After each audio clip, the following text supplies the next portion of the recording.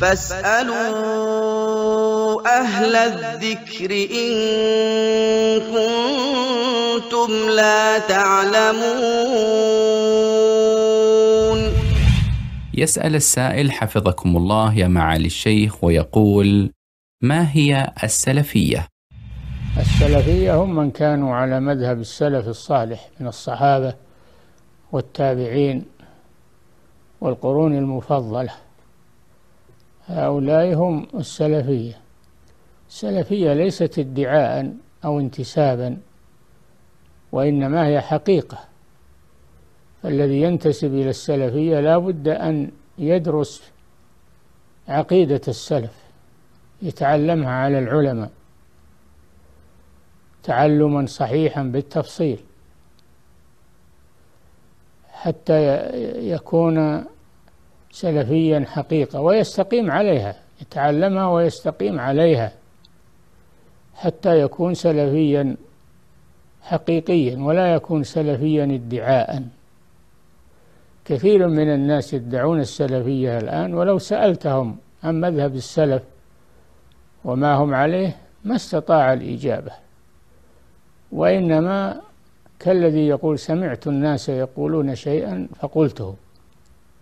وهذا لا يجدي شيئا، بل هذا يضر ولا ينفع.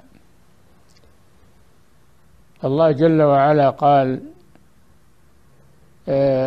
في المهاجرين والأنصار والذين اتبعوهم بإحسان، قال بإحسان، يعني عرفوا مذهبهم وأتقنوه وعملوا به، هذا هو الإحسان، لا مجرد انتساب بدون علم أو يعلم ولكنه لا يعمل، هذا لا يفيد شيئا كحالة كثير اليوم.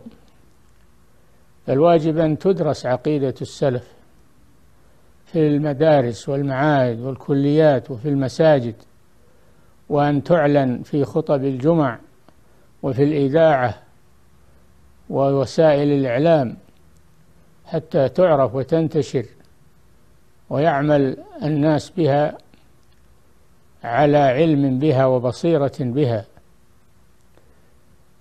هذه عقيدة السلف الصالح، والذي ينتسب إليها لا بد أن يتعلمها وأن يعمل بها حتى يكون سلفيا حقا.